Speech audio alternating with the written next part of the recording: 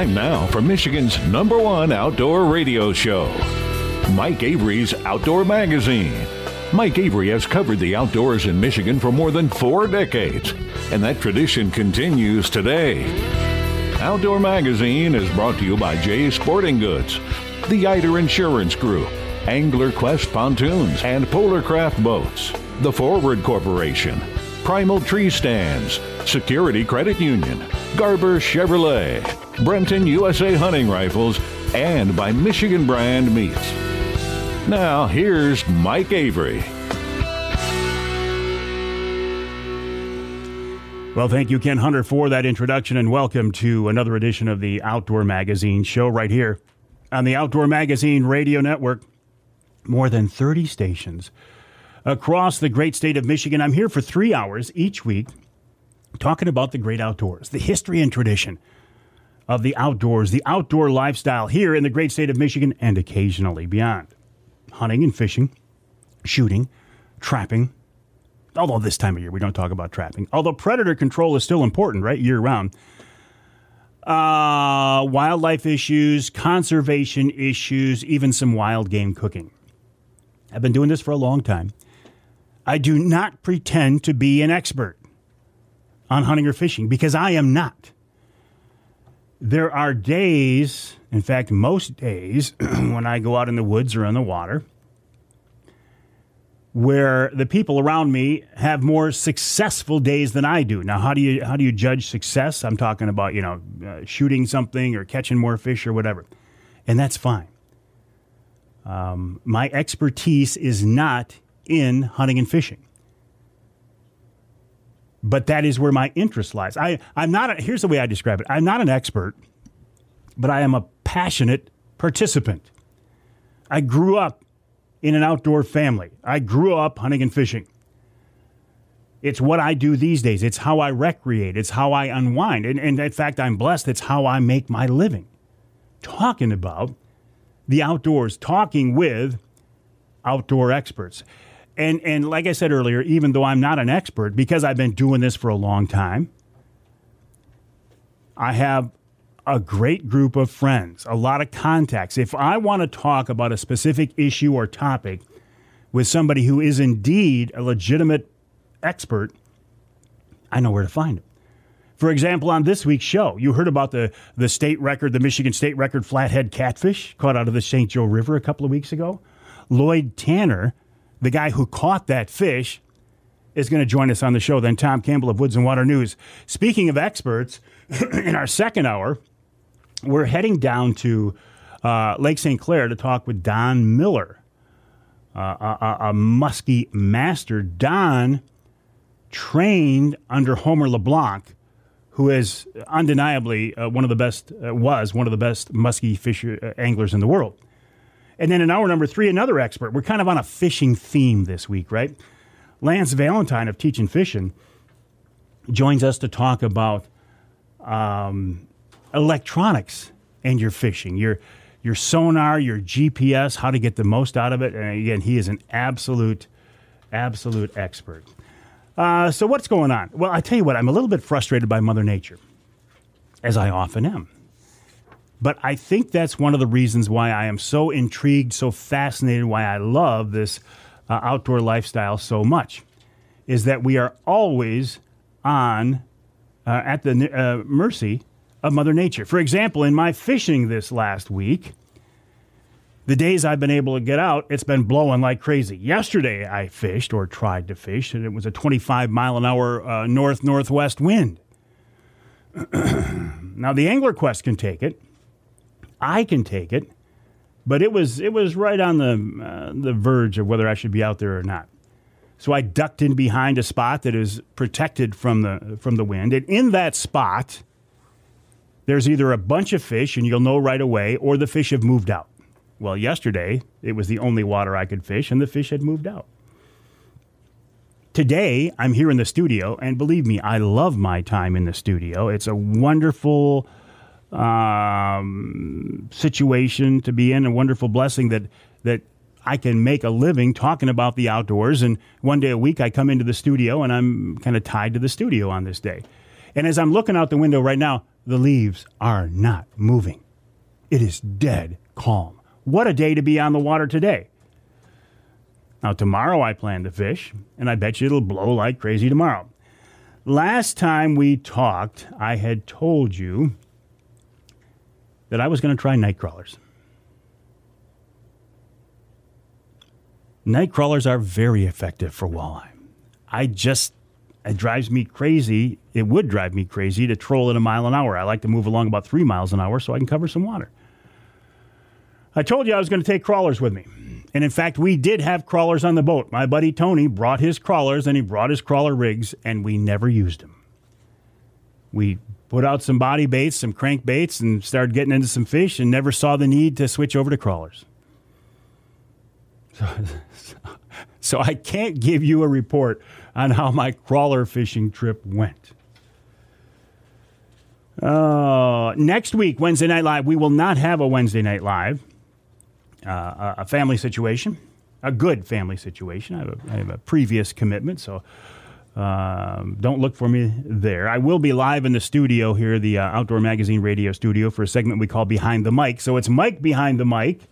That's at 8:45 every Wednesday morning. This past week, as you are hearing the show, I did a Wednesday Night Live in Lansing from the Brenton, USA factory in Lansing.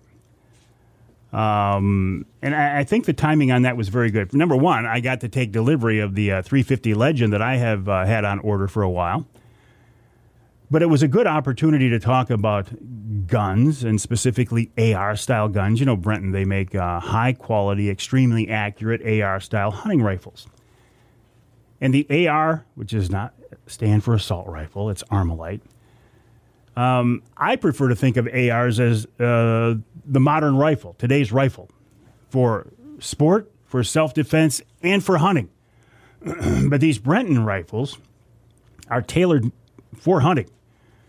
They're high-end, extremely accurate, but it gave us a chance to look at ARs for what they are. All guns, they're tools, right?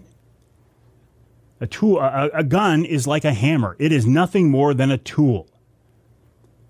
You lay a hammer on a table or you lay a gun on a table, and people can walk by and it won't jump into their hands. It takes a person to reach down and grab that hammer or grab that gun to make it useful. It can be used for good or it can be used for evil. If you were an evil, sick person, you could take that hammer, you could pick it up, and you could attack somebody with a hammer. But is the hammer bad? Of course not. Is the gun bad? Of course not. It's just a tool. So going back to my comments on Mother Nature, I don't know what it's like in your part of the world, your neck of the woods, but in my place, if I leave my truck out in the driveway for more than about an hour, it's absolutely covered with pollen. Your place too, Charlie? Pollen's just terrible this year. And now the cottonwoods are starting to blow.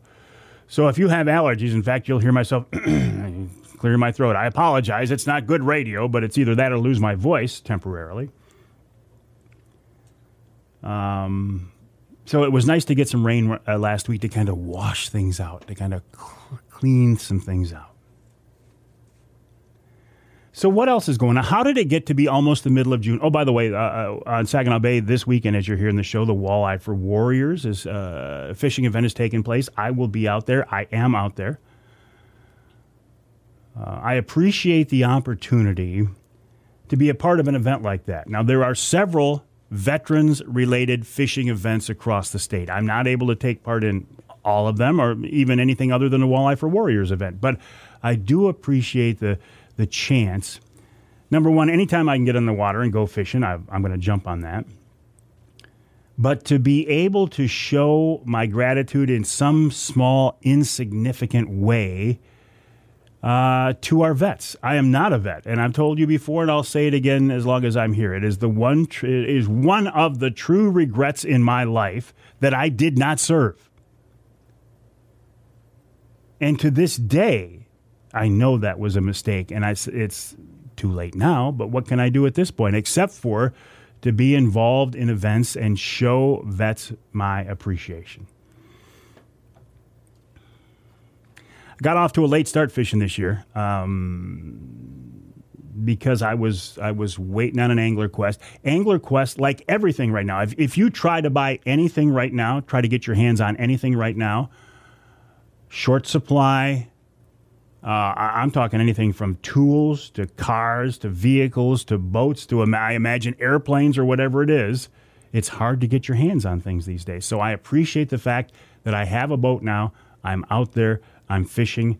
And I'm just starting to get some things dialed in because, again, I got off to a late start. But late is better than not being out there, right? And I appreciate the partnership of the folks at Angler Quest. Again, coming up on this week's show after the break, Lloyd Tanner, the guy who caught the new state record flathead catfish. Now think about this. Think of the biggest fish you've ever caught in fresh water. Maybe a king salmon, maybe a muskie. This catfish was 53 pounds and change. I say is because Lloyd let it go. Tom Campbell of Woods-n-Watermews. Again, in hour number 2, we're going to head to Lake St. Clair with Don Miller. Muskie fishing, Ed Shaw of the DNR. And in our third hour, this is kind of a fishing theme this week. Lance Valentine of Teachin Fishin talking about fishing electronics. And then wild game chef Dave Minar. And I'm thinking he will probably have a fish recipe for us. My name is Mike Avery. My website is MikeAveryOutdoors.com. The email address is Mike@MikeAveryOutdoors.com. Feel free to reach out to me anytime. Questions, comments, criticisms, suggestions. You're looking for a contact, looking for a charter captain, a fishing guide, a hunting guide, Mike@MikeAveryOutdoors.com. We'll take a break. Lots more coming up. 3 hours right here on Outdoor Magazine.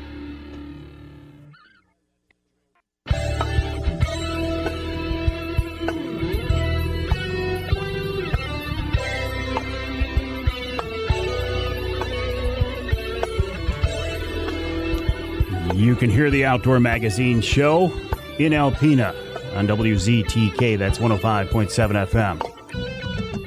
You can hear us in St. Joe on WSJM 94.9 FM. And north of the bridge in Iron Mountain on WMIQ 1450 AM. This segment of Outdoor Magazine brought to you by VersaSkins. Just change your skin for the season you're in. Michigan-based VersaSkins. They come up with a great concept. Paul Perone, the owner. Why spend a bunch of money on different hunting clothes when you can buy one set of clothes and change the camo? Just change your skin for the season you're in. Snap on, zip on, a new outer liner, and you're good for the whole season. Check them out online at Versaskins.com. That's Versaskins.com. Also, while you're online, my website, I mentioned before, MikeAveryOutdoors.com. But head on over to Facebook for the Michigan Catfish Anglers Trail, MCAT, on Facebook. And I bring that up because I think that catfish here in Michigan sometimes don't get the respect they deserve. We talk, and I'm guilty of this. Salmon, muskie, walleye, pike, bass, panfish. But there's not as much talk about catfish as there should be. Recently, though, catfish were in the news here in Michigan because Lloyd Tanner was fishing the St. Joe River here a couple of weeks ago, and he caught a new state record catfish, 53.35 pounds, 48 inches long. Imagine a fish that size. That is absolutely huge. Caught in Michigan out of the St. Joe River by an Indiana guy who came up not fishing for something else, and he caught this incidentally. He was targeting catfish. Lloyd Tanner is a hardcore catfishing guru. He's the guy who caught the state record fish, and he's with us on the Outdoor Magazine phone line to talk about that and more. Lloyd, first of all, welcome to the show. Hi, Mike. And congrats on this state record fish. This is something every angler wants to do, and you did it. Yeah, I did. It's really unreal, actually. Tell us the story of how you caught this fish. You were fishing at night, I think, in a tournament targeting cats, right? Well, it was our off weekend from tournament. It was Memorial weekend, so I had my nephew and my daughter's boyfriend out with me. We were just out having a good time. I think we started fishing probably around 3 in the afternoon. And, I mean, we had plans to fish late, but, I mean, we're just out there. We weren't really catching a lot of fish that day. Probably maybe 3 channels in the 15-pound range and a couple of little flatheads. But, I mean, I kind of owe them a lot because I was kind of done and they wanted to keep fishing. So I think it was around 12:15 when we pulled up to a spot. And, yeah, I cast it out just a big chunk of alewife, and that's when he took the pole down. Did you know right away you had a big fish on, Lloyd? Yeah, I knew he was big. He was actually wrapped up in the logs for quite a bit, and it took me a little bit to get him out, probably 3 minutes. Then I got him out, start reeling him in, and, I mean, I didn't think he was I get it. Happy when I'm reeling in any fish, but I mean, sometimes I exaggerate. Oh, he's the biggest fish I've ever reeled in, but this time I knew he was big. I just started reeling him in, and then I actually passed the pole off to my daughter's boyfriend, Tristan. He didn't catch anything all night, and you know that's not how it goes on my boat. So I gave him the rod. That finish him off, and I'm going to net him and stuff. So I let him get to feel it. I mean, I obviously probably would have never passed the pole off thinking if it was a state record, but it just felt like a good fish. And yeah, when I netted him and brought him in the boat, I knew he was a good one. So you're fishing after dark. You got a headlamp on or lights on your boat, or what's the setup? We're set up for night fishing. I mean, we fish all night long. I run the Catfish or Michigan Catfish Anglers Trail, and we do tournaments every 2 weeks up in Michigan from April till August. And, I mean, we just get bigger every year. So, I mean, our setups, our live wells to keep fish alive they're top of the line. I mean, we're ready. It's very comfortable fishing after dark, except for the bugs, of course. So that's what thermocells are for, Lloyd. I know. All right, so listen, walk me through the process then. You know it's a big fish. You've seen a lot of big fish. You know this is a big fish. You got him in the net. You get him in the boat. Then what happens? Then what happened was I called my buddy Todd. Todd runs Gold Coast Fishing. He's a charter captain. He's right downriver. I mean, he actually answered the phone. 12:30 at night, didn't realize what time it was. I'm calling him, and he answered because he knew I don't call for. He said he knew right away when I called him. It's like Lloyd's probably got a big fish.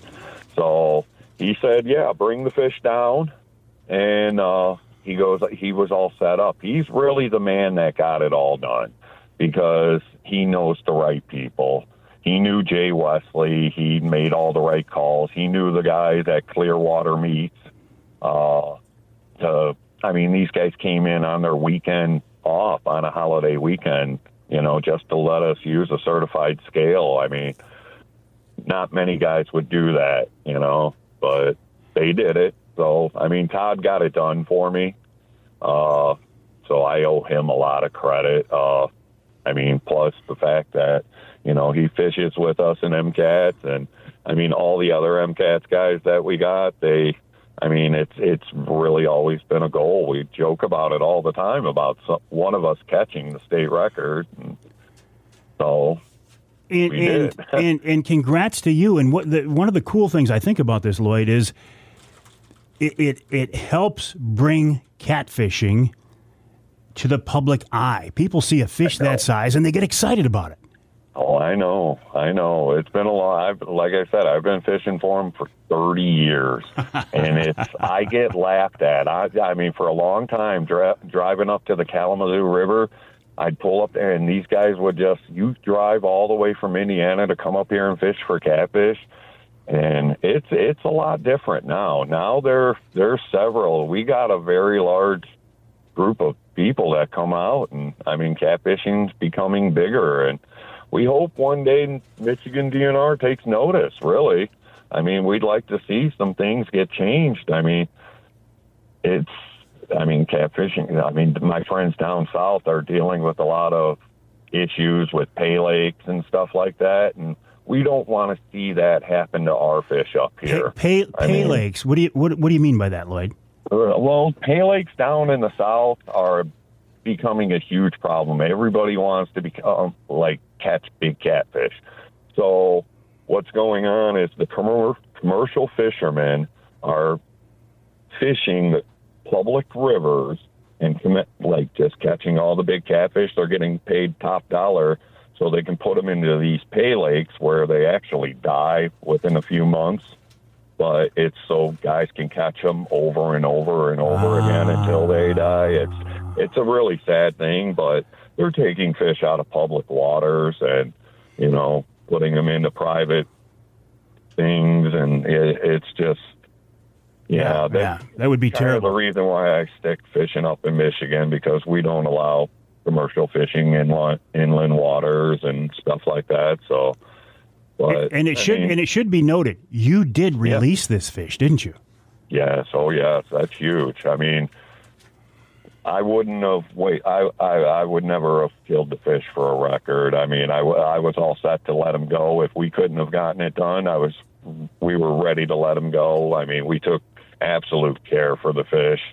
I mean, all of our fish, that's our tournament trail. It's all catch and release. We got guys with 100-gallon live wells and stuff. So, we see 3 fish. I mean, we do a 3 fish weigh-in. We see 3 fish weigh-ins of up to 100 pounds. So I think it's cool that you guys have a respect, a reverence for these fish, because this reminds me of trout fishermen. I mean, trout fishermen, a lot of them are catch and release, and they respect these fish. And, salmon fishery is more of a put-and-take fishery. Walleye is a put-and-take fishery. But these big cats you guys are targeting, you catch and release. I mean, I don't know if you know this, but how old would this fish be? Did Jay Wesley from the DNR have any guess on that at all? Yeah, they're saying the word is for a Michigan cat to be around 30, 40 pounds. Those are 20-year-old fish. I mean, I honestly believe they're older. I think they could be 30 and 40-year-old fish.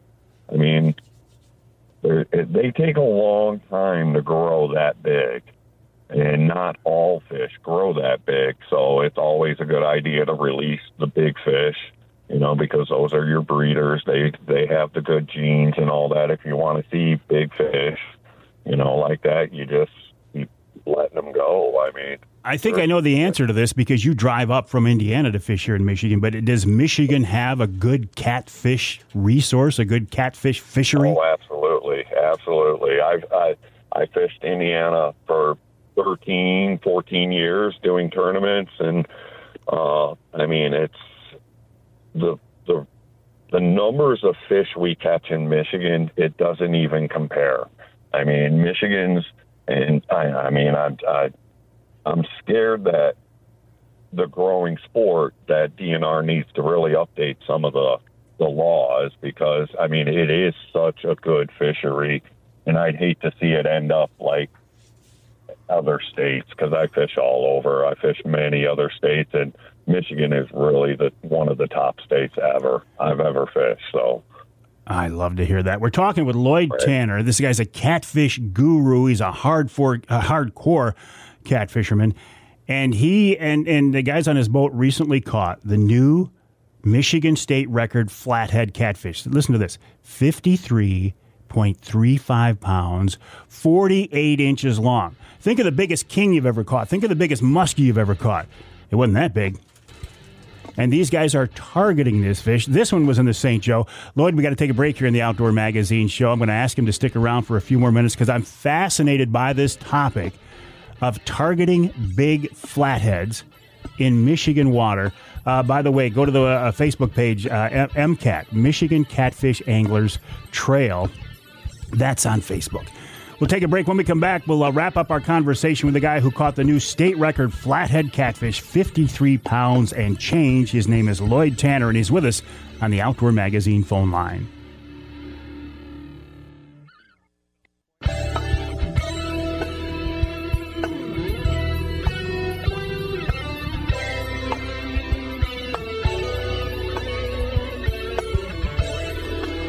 You can hear the Outdoor Magazine show in Sandusky on WMIC. That is 660 AM, 95.3 FM. You can hear us in Ludington on News 97.98, 98.7 WLDN. And you can hear us north of the bridge in Newberry on WNBY, 1450 AM. Just a few of our more than 30 affiliates for the Outdoor Magazine radio show. This segment of the show brought to you by the Linwood Beach Marina and Campground.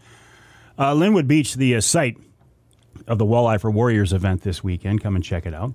Linwood Beach can be your year-round Saginaw Bay fishing destination and your mid-Michigan tracker and angler quest headquarters. You know I love that. Check them out online at linwoodbeachmarina.com, linwoodbeachmarina.com. And I will admit, being a walleye fisherman, I talk a lot about walleye fishing, and I accept that as a weakness. But that's why I'm so glad to be talking about catfish. Big Michigan catfish. With Lloyd Tanner, the guy who just caught the new state record flathead catfish, 53 pounds and change out of the St. Joe River. And Lloyd, I'm not asking to give up any honey holes. Obviously, the St. Joe is huge. I know you guys have an event coming up on the Grand. I mean, is it these drowned river mouths and the rivers that connect to the Great Lakes? Are those the places you guys are targeting these big cats? Yeah, pretty much. The favorites are where there's a dam to the big lake. Those are the stretches everybody likes because they just seem to hold more fish. And I mean, with the big lake, it's no different than, in my opinion, the Mississippi or the Tennessee River. When it comes to big cats, you never know what's going to come out of that big lake.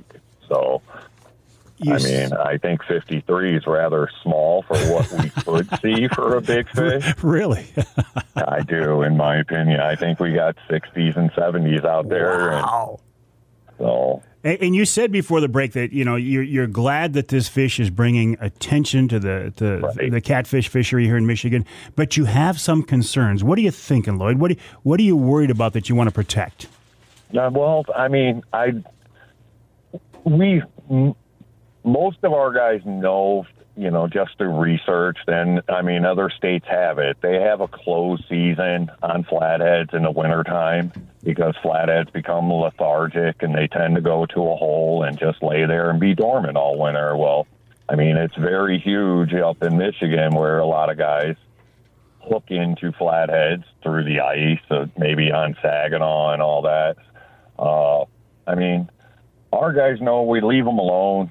But it's not really well known. A lot of guys think they're catching these fish. A lot of them are snags. Some may be biting, actually. I mean, but a lot of the proof out there, it could be very damaging to a river that if, like, say, someone wants to take their limit of, fish through the ice or something like that, because, I mean, they can catch them in large numbers because they're down there by the thousands.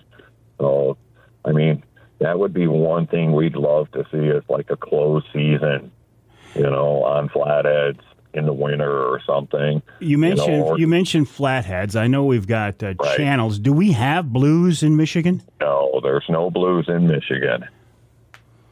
And is it the flathead that is the biggest type of catfish? Yeah, flatheads are big. I mean, there are big channels. I mean, I believe the state record is 40 pounds, and we still catch them. I mean, we just had a 26-pounder caught in our tournament. And I've caught, personally, probably up to 32, 35 pounds channels, so they still get big, too. So, do you fish for and target channel cats the same way as you do flatheads, or is it a different type of approach? Yeah, for me, it's really almost the same approach because I catch so many big flatheads on cut bait versus live bait anyway. So, I mean, channels I may fish more shallower spots or, something a little bit differently. But for the most part, when flatheads are in the river, channels aren't really biting. They're doing their spawning thing, and the flatheads are really starting to pick up. And then the flatheads will go into their spawn, and then the channels will start to pick back up. And so, it's just, you seem to just catch channels more in the day and then flatheads more at night. They use the river at different times. Yeah. Well, Lloyd Tanner, I got to, again, congratulate you on this new state record Michigan catfish, flathead, 53.35 pounds, 48 inches long. I know you're a hardcore catfish guy. And listen, even though you're not a Michigan guy, I'm going to embrace you as a great representative of fishing catfish in Michigan, because I think you're doing a great job in promoting the fishery and catch and release and protecting these fish as well. Okay, thank you. And again, I'll send people to the Facebook page, Michigan Catfish Anglers Trail, MCAT, Michigan Catfish Anglers Trail. And Lloyd, I'm going to be keeping an eye on you, and I'm going to come back to you as our outdoor magazine catfish expert. You and I will talk again soon, if you don't mind. All right. And can I mention that we have Battle of Grand this weekend? Absolutely. At Granville Boat Ramp on the Grand River. It's one of our biggest tournaments we have. We got $1,000 guaranteed for first place.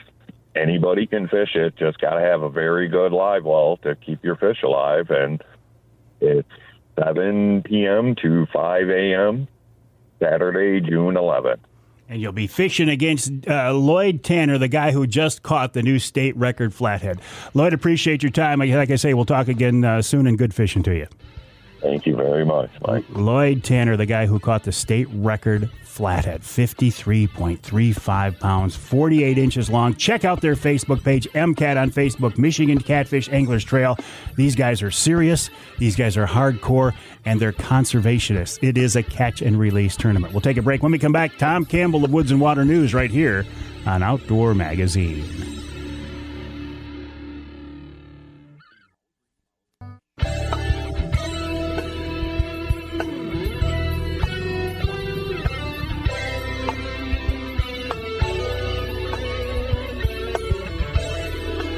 You can hear the Outdoor Magazine show in Battle Creek on WBCK 95.3 FM. You can hear us in Sheboygan on Big Country Gold, WCBY 1240 AM, 100.7 FM. And you can hear us north of the bridge in Marquette on WDMJ 1320 AM. This segment of Outdoor Magazine brought to you by MUCC's On the Ground program. OTG is a program to improve habitat for fish and wildlife across the state. For details, check out the Michigan United Conservation Club's website. It's mucc.org. That's mucc.org. While you're out there online, head on over to woods-n-waternews.com. That, of course, the website of Michigan's premier outdoor publication, Woods-n-Watermews. Tom Campbell, one of the reasons for that, with us now on the Outdoor Magazine phone line. Tom, welcome back. How are you? Just great, Mike. How about yourself? Yeah, I'm doing real good. And I got to tell you, we just had a conversation here on the show with Lloyd Tanner, the guy who caught the new state record flathead catfish. Oh, yeah. And I love hearing stories like this, Tom, because, I don't think catfish get the respect that in Michigan they do in many other states. So I think this is a wonderful promotional opportunity. Absolutely, yeah. You're not a kid. Anytime we get a state record like that, Mike, it's great for the fishing. But you're so right. Yeah, catfish seem to be shunned, and I tell you, there's some great Michigan catfish guys out there that really know what they're doing, and it's amazing what they can do. So yeah, and Lloyd drives up from Indiana every other week, or not, maybe even every weekend, to fish our Michigan catfish. I think it's a great story. Exactly right. Isn't that great? Yeah. That's fantastic. And you guys at Woods-n-Watermews, you have this knack of finding great stories. Every month, your pages are filled with great outdoor stories. You're so right, Mike. Yeah, we've got a great system out there, a great group of outdoor writers that that are on the pulse of what's going on in the outdoors, and it's fantastic. And now we've developed where the readers can contact, with technology, we're in touch with them all the time directly. So it's really great. Yeah, absolutely. There's hopefully very few that escape us, and it's fantastic to be a part of, for sure. No, I don't think there are many hunting or fishing related stories that get by you guys out there in Imlay City. That's for sure. That's great. And I mean, it's only June, but you got to be looking ahead to September already. Only June, Mike. 3 months away to the big outdoor weekend. Can you believe that? 90 days, less than 100 days. It's incredible how fast these last 3 months have gone. But yeah, it's shaping up. Yeah. It's a few more layout changes at the fairgrounds to hopefully improve things, and a new permanent tent's going up right now as we speak at the Eastern Michigan Fairgrounds in Imlay City. So I think things should be really, really great for showgoers this year and our vendors. Hopefully it'll improve everything and everybody have a great show. Well, last year, going into the show, it was your first year back after COVID. So, I mean, we knew it was going to be a good show, but you didn't know quite what to expect. No. This year, you got your legs back under you. You hit the ground running, I would imagine. Exactly right, Mike. Yep, everything seems to be much more positive. You know, little glitches here. There's still some people are still concerned about supply chain and have product, but, you know, they can still be there and market what they've got. And you know, so we're remaining positive, and I think it's going to be a fantastic event, and hopefully it'll be just as good as the last 20 years. It's the 36th annual, so we've got a few under our belt, and we're trying to do everything we can to make it good, make it fun for the showgoers, and make it a great experience for our exhibitors as well. Well, you mentioned supply chain. The outdoor industry, like everything else, is suffering from lack of product. Listen, you've been an observer of this outdoor industry for 35 years. What do you see? How is the business side of the outdoors, and hunters and anglers, how are they reacting, and how is interest in the outdoors these days? Yeah, I think it's at an all-time high still, Mike. Everybody seems to have a little bit more priority on the outdoors now.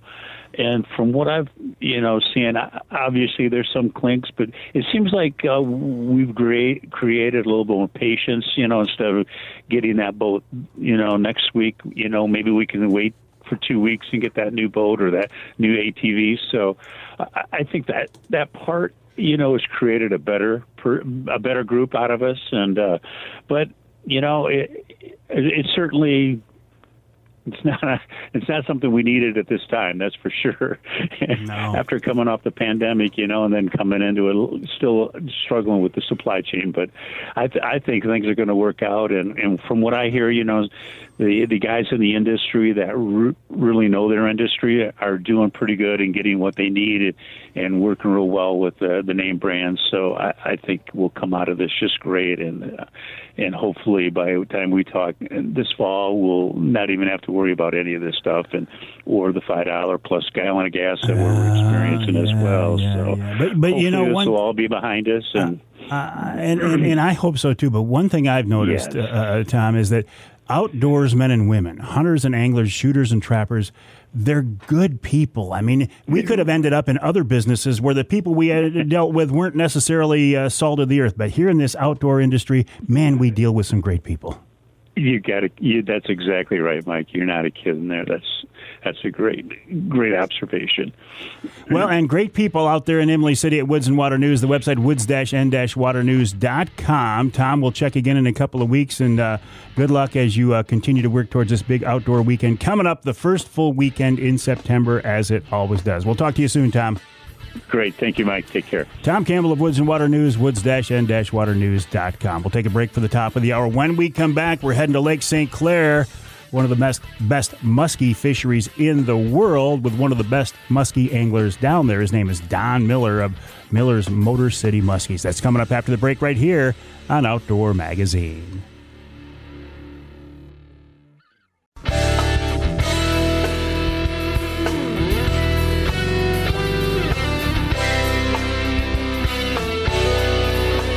Time now for Michigan's #1 outdoor radio show, Mike Avery's Outdoor Magazine. Mike Avery has covered the outdoors in Michigan for more than 4 decades, and that tradition continues today.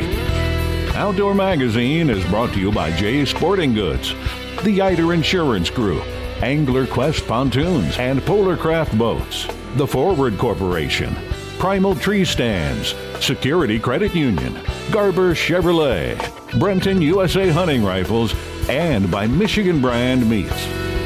Now, here's Mike Avery. Indeed, this is the big guy, Mike Avery. Thank you, Ken Hunter, for that introduction, and welcome to hour number 2 of this week's Outdoor Magazine radio show here on the Outdoor Magazine Radio Network, heard on more than 30 radio stations across the great state of Michigan. Yes, this is a radio show, first and foremost, and I bring that up kind of a distinction to maybe set this program apart from a lot of the other programs that's out there. Podcasting is huge these days. I love podcasting. Podcasting is wonderful. I do several myself. But this is first and foremost a radio show. And I think the best way to listen, if you can, is on your local AM or FM station. You get your local news, weather, sports, even your local commercials. Plus, the broadcast stations get the content, for the most part, before the podcast is made available. But there is a podcast as an option, as a backup. If you live in some part of our state not covered by the broadcast signal, or if your local affiliate doesn't carry all 3 hours of the show, isn't it nice to know that there's a podcast backup version available? Where do you hear it? You can hear it on my website, MikeAveryOutdoors.com, on the Facebook page, Amazon Music, Audible. I love Audible. I listen to a lot of books on Audible. Well, the podcast is there as well. It's on my Twitter feed, Avery Outdoors, although I'm not a big Twitter guy. I don't get Twitter. I don't understand Twitter, but it's out there. It's on my LinkedIn page, on iTunes, which is now called, Apple Music, Google Play, iHeartRadio, SoundCloud, Spotify, TuneIn, yada, yada, yada, yada, yada. Even on YouTube. I know it's a radio show, but I put the audio on YouTube, and people get their content there as well. Well, I'm talking about podcasts. Blatant plug for my podcast network. Each month I do podcasts for Offshore Tackle, Primal Tree Stands, Polar Craft Boats, and Angler Quest Boats. And today, when we're done with this radio show here in the studio, we are recording this month's Angler Quest podcast, talking with Dan Jordan of Team Angler Quest, a very, very good fisherman. Hardcore fisherman, spends a lot of time on the water, and he has a lot of great information. So I would encourage you to look for that as well. This week is a fishing theme here on the Outdoor Magazine show. Started out talking about big Michigan catfish. Later on, we'll talk about a little bit of walleye. But right now, I want to concentrate on a fish factory in Lake St. Clair, a world-class fishery. We're talking about muskies. And talking with a guy who knows that muskie fishery inside and out. He's been on the water there a long, long time. He learned to fish muskies from the man himself, Homer LeBlanc. You know that name. He is the guy who kind of pioneered modern muskie fishing tactics and techniques. And Don Miller of Miller's Sport Fishing has taken it to the next level, and he's with us now on the Outdoor Magazine phone line. Don, welcome back to the show. How have you been? Good, Mike. Thanks for the introduction. Well, listen, always a pleasure to talk with you. So the season now, the Lake St. Clair muskie fishing season is officially underway now, right? It is. It started last Saturday, and it went off like a firecracker. There was a lot of 30-pound fish caught. Wow. Pretty much, and the lake temperature to be at, if you could find it, was the ticket. It was about 72 degrees. It was really setting them off in transitional color line areas. A lot of guys did really well across the lake over by Stony Point and Ruscombe River, but in about 17 feet of water. So they were doing pretty good on some bucktails, double-bladed bucktails in there, and some body baits that were doing really well. Believers, blue water baits were good. There was a lot of things working out there, so, and some really nice fish taken. Don, you've been fishing that water for a long time. How is the fishery these days? How does it compare to when you got started? That's easy. It's better now than it ever has been. When I started, if you were to get a strike in a day's time, it was considered a success. And I transitioned out from an time era where catch and keep was the thing to catch and release, going into that era of putting things back in the lake and understanding them. Now, today, it's not uncommon if you're out there as a professional to see anywhere between 350 to 500 muskies a year. Wow. And several of those being 25 and 30 pound class fish, and you would probably throw in a couple of 40 pound fish in that mix, Don, that's crazy. It's really taken off. That's crazy. The guys over in Wisconsin, over in Minnesota, up in the UP, might fish for days before they get a follow and be happy about it. And you guys are boating these numbers. That is indeed a world class, if not the best, muskie fishery in North America. I would think arguably within the world. I mean, if you were to talk about world class fisheries in today's times, 50 years ago, Lake St. Clair wasn't even brought up in the conversation at all. But today, I think if you were to talk about it, it has to come up in the conversation. There's no question. I mean, over my career, I would say it's probably safe to say I probably have boated 10,000 of them or more. I mean, and, 500 over 50 inches and probably about a dozen 40-pound fish in that mix. So, and, most of them have all gone back in the lakes. And I'm proud to say that, and it's a better place to fish in than it was 50 years ago. Well, I have nothing against catching fish and eating them, but they're on Lake St. Clair. If you want to eat fish, eat walleye, right? Walleyes or bluegills or perch or something like that. Yeah. Muskies, they don't start reproducing until they get to be 8 to 10 years old. And that's roughly a 38 to 42-inch fish. That's a legal fish that you are allowed to keep, a 42-inch fish. But I think in understanding them, the state DNR fish biology department says that a safe fish for you to consume is a 1 to 5 year old fish. So at the safe fish levels that are there, you know that you can consume 2 fish dinners a week, they say. If you kept a muskie to eat it and you ate it, you're already at twice your limit in one dinner. So just put them back and let them reproduce. I mean, I know a lot of people, when you talk about seeing 3 fish to 8, 9, 10 fish in a day, it's unheard of in other parts of the country where muskies are sought after. But in Lake St. Clair, that's common. Yeah. Well, and some of these other muskie fisheries are, they might be trolling fisheries, but they're casting fisheries, casting bodies of water where you might cast and then do a figure 8 at the boat. And like I said, if you catch a fish, it's a great day. If you see a fish, it's a good day. But you guys down there on Lake St. Clair, you have developed this trolling fishery, and it's a high-speed, very well-defined technique, isn't it? Right. You set the boat up with prop wash rods, two in the prop wash side of the boat with about 5 feet of line behind the boat. Then you would go off to the back corner rods, and depending on if the fish were taking the wash rods better or the upper high rods better, you would hang a heavier sinker on the 8 or 10 foot long poles on the corners of the boat and fish off the side of the transom outside a little bit there with the heavier sinker if they're like the wash. But if they were liking them high, you would go and put a 2 or 3 ounce inline sinker and back about 20 feet along the side of the boat's prop wash right there. And then, of course, with planer boards now, you're able to put out baits, up to 100 feet away from the boat because there's fish out there your boat isn't picking up from the transducer, and you want to be able to put stuff out there and pick them up. Planer boards have increased the catch probably by 50% over again. Wow. And you start putting out stuff on that outside planer board, that's a small boat out there pulling a line, and once it pulls free, the Bruce DeShano offshore heavy downrigger snap releases right there that they got to slide down your line, to position your lines out there.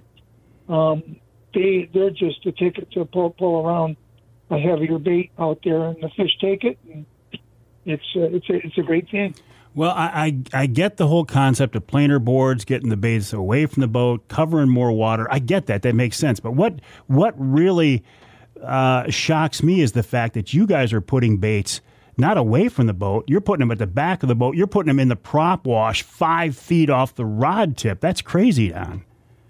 Yeah, that's reality, though. I mean, you have to understand in muskie fishing, and we've all heard the stories about doing the figure eight right next to the boat if you're casting, and if you're trolling in the bait's right next to the boat.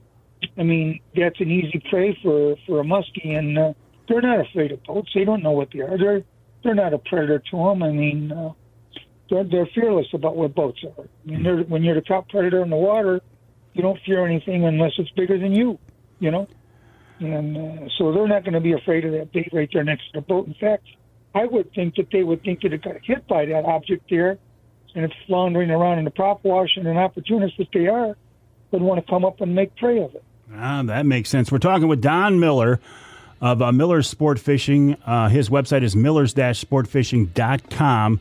I used to know him as Miller's Motor City Muskies. I love that name because he's right there, right in Lake St. Clair, southeast corner of the state, where the people are, where the fish are, where a beautiful resource is.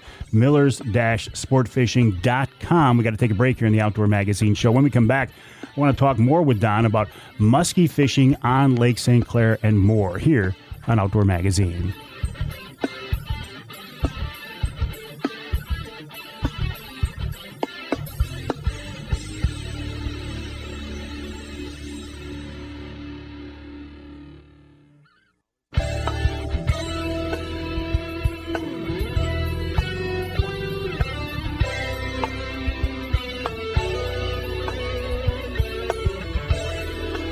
You can hear the Outdoor Magazine Show in Port Huron, the WPHM 1380 AM. By the way, now or very soon, the show will air twice on the weekends, including Sunday afternoon as well. So thank you, Caleb. I appreciate that very much. You can also hear us in Caro on WKYO 1360 AM and 92.1 FM. This segment of Outdoor Magazine is brought to you by Rapid River Knives. I've got a Rapid River knife in my pocket, as I always do. In fact, I'm bringing it out right now. Reaching into my pocket to bring this out. Charlie can verify. This is an absolutely beautiful... You heard it open, right? Here. Yeah, see, I'm not kidding you. Beautiful, handmade, custom-made knife from the experts in the UP at Rapid River Knifeworks. Stop by their showroom. It's on US 2, just outside of Rapid River, or go to the website, rapidriverknifeworks.us, rapidriverknifeworks.us. Check out the knives they have. They have folding knives like mine. I used to call it a jackknife or a pocket knife, right? Skinning knives, gutting knives, caping knives, the same thing, I guess. Kitchen knives, axes, hatchets, you name it. All handmade by craftsmen in the UP. The website, rapidriverknifeworks.us. Check them out. Also, check out this website, millers-sportfishing.com. That's the website of Don Miller's Motor City Muskies. Don has been out there on Lake St. Clair chasing these giant fish forever. Their season just opened. He's with us now on the Outdoor Magazine phone line. Don, you were talking about... these fish being top-tier predator. They're the biggest thing out there, except for sturgeon, and they're not afraid of anything, you say. No, they're not. Actually, they're... Well, when they come off the spawning areas, the northern pike and the muskies both spawn in the same waters, and the pike fry hatch about 2 weeks before the muskie fry. So the very first thing that pike fry see to eat are baby muskies. So after that, after a little while into their life cycle, that chain turns the corner pretty quick. And muskies get bigger, they get much more aggressive, and they start biting back on the northern pike. So but that would be it right there at birth, just about. Aside from that, they'll eat each other. You know that. They're cannibals, and anything that they can get, once they get up to starting to get to young adolescence into their adult life, if they think they can get their teeth in it, they're after it, you know? So, and you can't move the bait too fast. Homer used to say, so long as it's swimming in the water and it isn't skipping out across the top, if they can catch it, they can hit it, and they can strike at speeds of 20 to 40 miles an hour in the blink of an eye. They're on just that quick.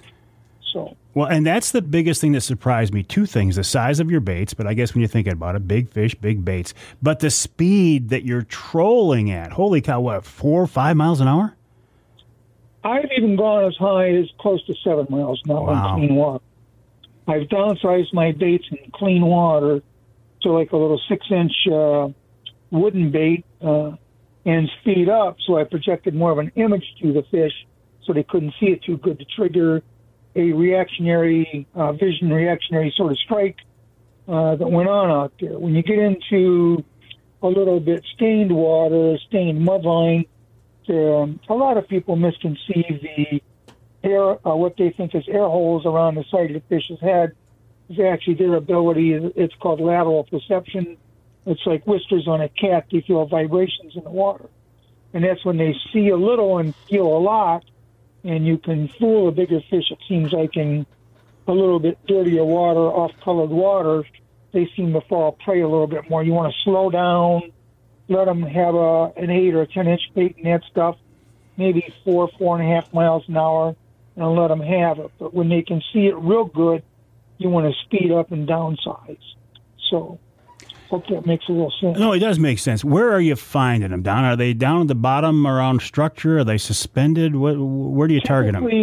Typically, the key spots to troll on for muskies would be in the top 50% of just about any water column that you're fishing. For example, if you were in 16 feet of water, you wouldn't want to be fishing any deeper than 8 feet down, because I would venture to say that if you had a fish that was suspended 4 feet off the bottom, to look up and see your lowest bait that you had at 8 feet, it would only have to move what people say, how far you got to move to get that bait, and I'd say 4 feet, but I'd say that's just about one body length to a muskie.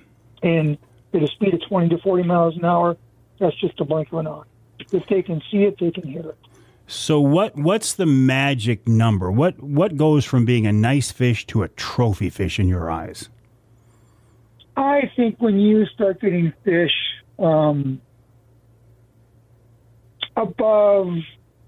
the 45-inch level, you're starting to get into a fish that the typical walleye rig couldn't handle, or would have a difficult time handling. A lot of people catch them, a smaller fish on walleye, stuff that 10 and 12 pound test out there fishing for walleyes or bass. But I think when you start getting up around 45 inches, it could beat you on that type of tackle. So I know I'm not using that lighter line. I usually like the 30 to 40 pound big game line with fluorocarbon leaders and stuff like that of 80 and 100 pound. But I think a really trophy fish, you start getting them up into 50 plus inches, up to 54, 55, 56 inches. You're talking something that if you, for the average individual, they might not see a fish that big again. I hope they would, but it would sort of be one on the benchmark for you to eat. When you describe your tackle, this is not a finesse fishery at all, is it? This is let's get that bait in the water, let's troll it fast, let's hook that fish up, let's get it done. Right. Exactly. That's exactly right. I don't, you could use a lighter tackle if you wanted to, but I think if you did, you would play the fish too long, and your catch and release method would not be as good to get a live fish back in the water because it was overplayed. I think with a little bit heavier tackle, you can still have fun with the fish, get it into the boat, and have your picture taken with it, and get it back in the water and revive so it can come back and fight again another day. How are you? Reproduce. That's what made the fishery so good. Well, this may be a stupid question, but how are you handling this fish this big? How are you getting them in the boat? Are you netting them with a big net, or you use a cradle, or what? Well, the smaller boats can use a cradle, the ones closer to the water. When you get into the bigger boats, the fiberglass boats and stuff, if they're out there 30-footers, you almost have to use a net. We're going to reach down and pick them up with it. But a rubber net is good, and we wet a towel, put it on the floor, and sometimes you have to cut the net to get the hooks are wound up in the net, and cut the hook and get the fish out of there as quickly as you can and into the back of the boat's live well to get it feeling better. And once the fish comes out, we pick it up, put it on the customer for a couple pictures, and get it back in the water as quickly as possible. So, what's the fight like? What's the fight like, Don? Is it like compared to a big king? Do they fight like a king?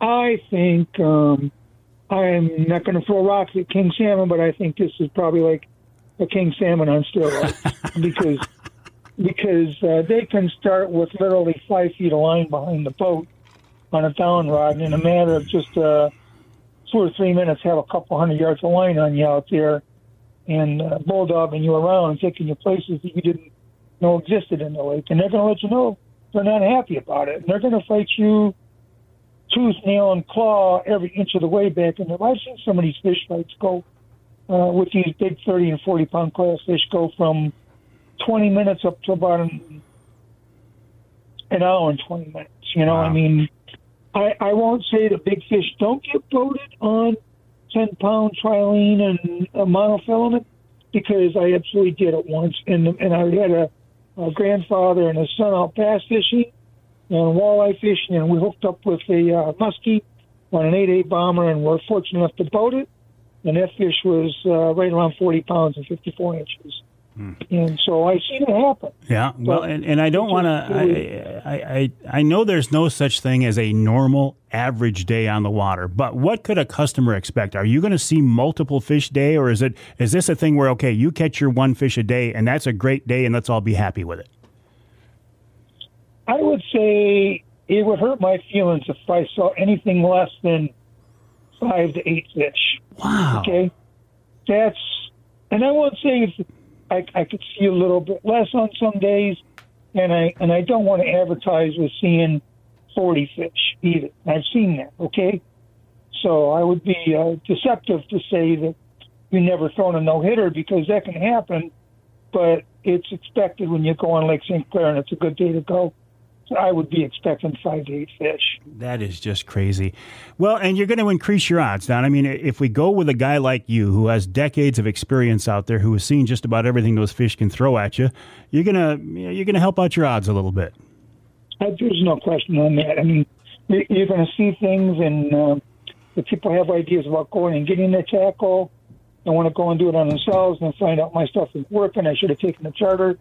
I just tell people, before you go and play golf, you take lessons from a pro. If you're going to go muskie fishing, come and take lessons from a pro and see what they got before you go and spend your money and put it to work on your own boat. You know, it would be money spent the right direction, I think. Don, it's always a pleasure to talk with you. Again, I would encourage people, if they want to experience this world-class muskie fishery on Lake St. Clair, to get in touch with you, Don Miller. The website, millers-sportfishing.com, millers-sportfishing.com. And I will look forward to you sending me pictures throughout the summer of these monster fish that you're catching there, Don. Thank you, sir. Don Miller of Miller's Sport Fishing, the website millers-sportfishing.com. I still call it Miller's Motor City Muskies because I think it's such a cool name. But the website, millers-sportfishing.com. Don Miller learned from the master himself, Homer LeBlanc, plus he's put years of experience under his belt. He's the man, in my opinion. If you want to go fishing Lake St. Clair, get in touch with Don Miller, millers-sportfishing.com. We'll take a break here in the Outdoor Magazine show. When we come back, Ed Shaw of the DNR talking about how to learn some more outdoor skills, and we'll follow it up with this week's Ask Avery segment. And in hour number 3, we're talking fishing electronics with the man himself, Lance Valentine of Teachin Fishin', and then we'll wrap it all up with wild game chef extraordinaire Dave Minar here on Outdoor Magazine.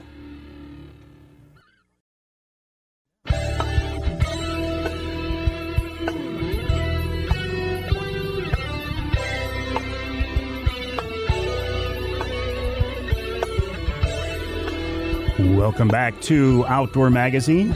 My name is Mike Avery, also known as The Big Guy. You can hear the show on more than 30 stations across the great state of Michigan, including Sports Extra 1330 WTRX in Flint. In Houghton Lake, you can hear us on the Twister 92.1 WTWS. In Holland, you can hear us on WHTC AM and FM. That's 1450 AM and 99.7 FM.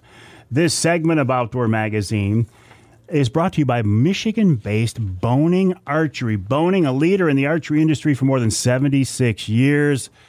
I mean, think about this. 3/4 of a century, Michigan-based Boning has been involved in the archery industry. They started out with Ferrule-Tite to glue broadheads to wooden arrow shafts. These days, they come up with new technology, new products, new manufacturing processes to lead the industry, and they're right here in Michigan. Check them out online.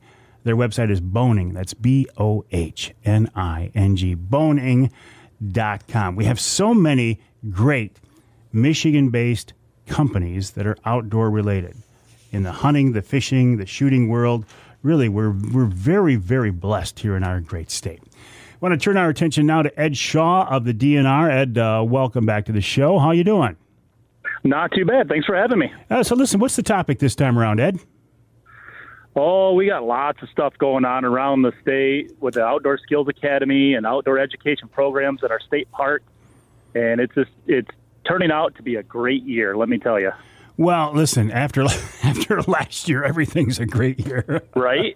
Well, it's going up at least, right? No. Listen, hey, I love this renewed interest in the outdoors. I think it's wonderful. And the fact that you guys are helping people learn new skills, that's very cool. Tell me more about it, Ed. Well, we've always had these classes. And like you said, due to the past couple of years, we are filling every seat, and it's a great problem to have, right? We need more programs and more people doing this. And upcoming in July, we have a wild mushroom clinic on how to forage for wild mushrooms. We got fly fishing clinics. We have all kinds of stuff going on. And they do the drawing for the bear stuff, I believe, June 6th, something like that? July 6th. Not that we're counting on anything. Yeah, July right? 6th. And then we've got the bear hunting clinics coming up. So if someone draws a tag and they're interested, we have classes for that. How do these work? Are they one-day classes, a couple of hours, a weekend? What? It can range. Like our wild edibles and foraging class, the students come in Friday night, and they stay Saturday and Sunday, along with our advanced ice fishing schools. We kind of do like an intermediate to Mark Martin's advanced ice fishing schools. And Ice Team University. So they can range from anything from one day where they're doing part of the day in the classroom and part of the day outdoors to a 2-day, like our steelhead fishing clinic, where they're classroom one day and we're on the Manistee River fishing the next day. So it sounds like these, obviously, they're at different locations across the state. Correct. We offer right around 50 to 60 different classes a year at our visitor centers. So Hartwick Pines, Bay City Visitor Center, Hoffmaster, Ludington, and so forth. So we have several different visitor centers around the state, and they offer a variety of classes, everything from backpacking, foraging, to bear hunting and upland game bird hunting, where we take folks out and we bring dogs out and we actually take them hunting. 60 different classes. Do we have to sign up ahead of time, or can we just pop in at the last minute? How do they work? Yeah, they can. They got to go online to michigan.gov/outdoor skills and register prior to the class. There are a fee, but the good part about that is we're not allowed to make any money off these classes. We break even. They're typically for bringing in speakers, buying you lunch and materials, and whatever's left over, we buy prizes, raffle them off, or buy all the materials we can for the class. So it keeps the cost down for the participants. And most of these range between $25 and $50. Michigan.gov/outdoor skills. What do you find are the more popular classes, Ed?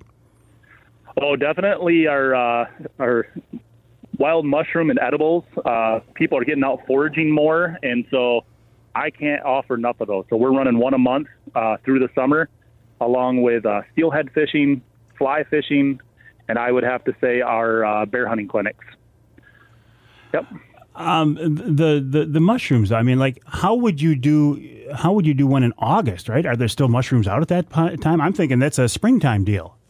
Yeah, everybody thinks morels, right? And This is something I learned because I don't teach all these classes. We find a local or statewide expert, and I've got a couple out of Traverse City. They're phenomenal.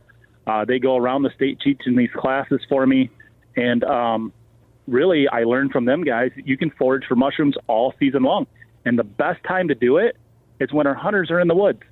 And I'm thinking to myself, here's this awesome mushroom, probably worth a few $100 that they could be, grilling up with their venison. And we walk right by them as hunters. And I've done it my entire life, hunting and trapping. And I walk by these mushrooms, I didn't even know you could pick them. All the more reason to sign up for some of these outdoor skills classes. Michigan.gov/outdoor skills. You can sign up now. There's a lot of them, 50 of them throughout the year. Ed Shaw, appreciate you reminding us about this, and appreciate your time today. Oh, not a problem. Anytime. I love being on the show, and a big fan, and thank you for having us. I appreciate that, Ed. Ed Shaw of the Michigan DNR, the website michigan.gov. Well, the website for the DNR is michigan.gov/DNR. If you want to learn more about the outdoor skills, it's michigan.gov/outdoor skills. That's a pretty easy one, right? We'll take a break here in the Outdoor Magazine Show. When we come back, we'll wrap up this second hour of this week's show with our Ask Avery segment, brought to you by our friends from Security Credit Union. And then in hour number 3, we continue on this fishing theme with Lance Valentine of Teachin Fishin, and Wild Game Chef Dave Minar has a fish recipe here on Outdoor Magazine.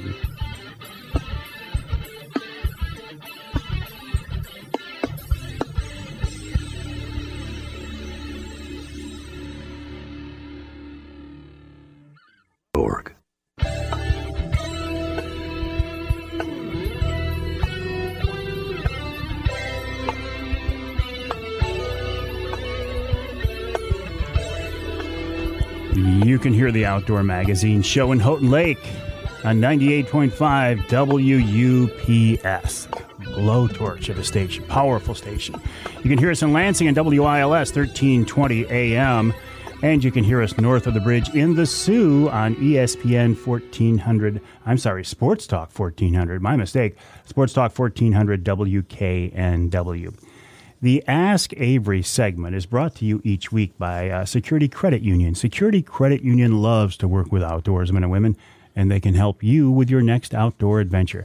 Check them out online at securitycu.org. That's securitycu.org. The way the Ask Avery segment works, you know this by now, but I will reiterate for our new listeners.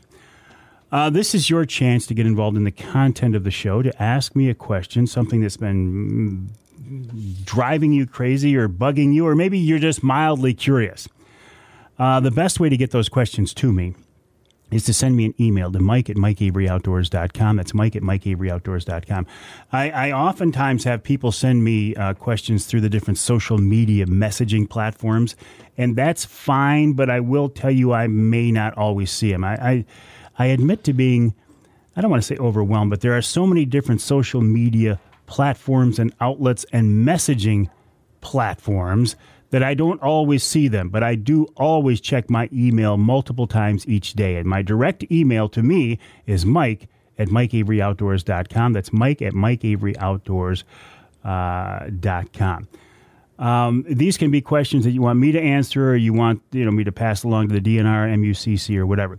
This week is kind of I cannot attribute this to any specific person, any one person, but this is a question that I often get. It's like, Avery, number one, how do you fill 3 hours each week? And how do you know who to get on the show? How do you know who to talk to? And that comes down to just doing this for a long time. It's just experience. The filling 3 hours every week, honestly, is not hard. I mean, there are certain guests that I get on here every once in a while that I swear I could fill the entire 3 hours with one guest. In fact, coming up here in the next hour, Lance Valentine is one of those guys. We click. We're friends in real life. And a guy like that has so much information, and they're so good at sharing that information that it makes for an easy conversation. And that's one of the keys is you have to find people who are not only knowledgeable, indeed experts in their field, but people who can share that information. As I said in the first hour of the show, I do not pretend to be an expert. I have an interest in hunting and fishing and shooting. I have a passion for it. I have some experience. I am a passionate participant, but I am not an expert. You need to find somebody who is an expert, who is also willing and able to share that advice. For example, there are very few topics here in the state, I think, that you could say, all right, Avery, we need to find somebody to talk about X, Y, and Z in a certain part of the state, I can probably find that person. You know, in the old days, we had Rolodexes. You're not even going to know what a Rolodex is, right? It was a little information cards. They were phone numbers, addresses, and topics on this little spindle and I arranged them alphabetically, and you could just turn them to find a person. These days, I go to my contacts, either on my phone or my laptop, and I search the same thing, and it's absolutely crazy. But over the years, back when I had the television show, and this is going back 40 years now, and the TV show wasn't 40 years ago, but my contacts list goes back 40 years. And I can find people to talk about certain topics, like Don Miller down on Lake St. Clair. And most of these people I've had the opportunity to spend some time with in person at one time or another. I fished muskies on Lake St. Clair with Don Miller multiple times to have a chance to see how he does this.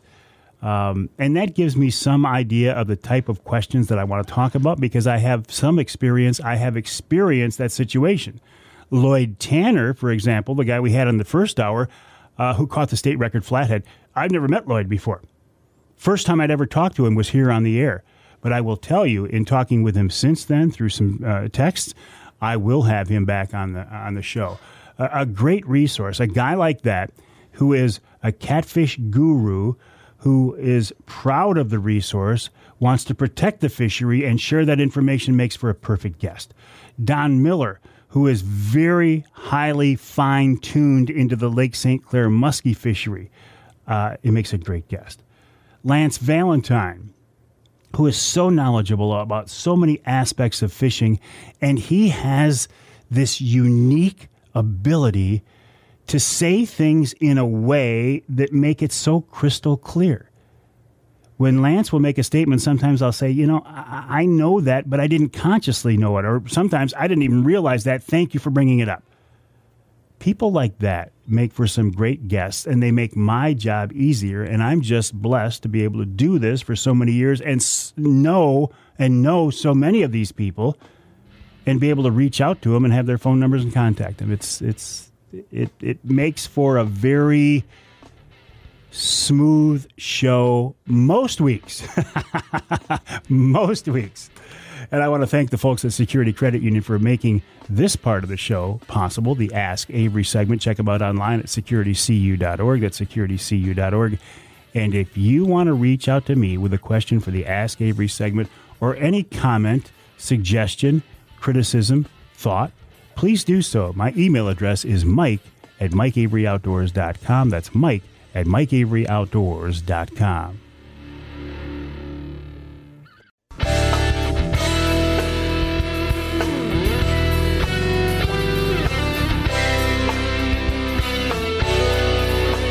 Time now for Michigan's #1 outdoor radio show, Mike Avery's Outdoor Magazine. Mike Avery has covered the outdoors in Michigan for more than 4 decades, and that tradition continues today. Outdoor Magazine is brought to you by Jay's Sporting Goods, the Eider Insurance Group, Angler Quest Pontoons and Polar Craft Boats, the Forward Corporation, Primal Tree Stands, Security Credit Union, Garber Chevrolet, Brenton USA Hunting Rifles, and by Michigan Brand Meats. Now, here's Mike Avery. Yes, indeed, this is Mike Avery, and welcome to hour number 3 of this week's Outdoor Magazine show right here on the Outdoor Magazine Radio Network. So glad to have you along with us. There are a lot of different things that you could be doing right now, things that you could be watching or listening to, a lot of content out there these days.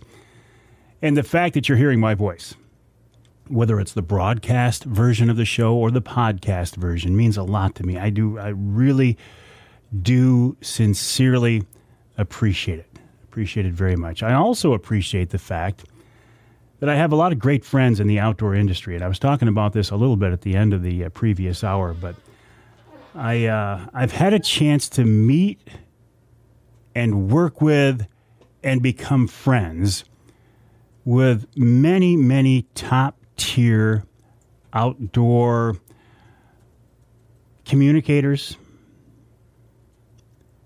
and it's been a real blessing. I'm thinking now of Lance Valentine, and I'm Lance Valentine of Teachin Fishin, teachinfishin.com. Lance and I go way, way back.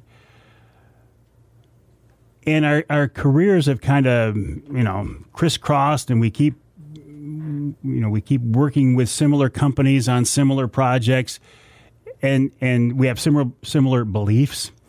But that's where it ends.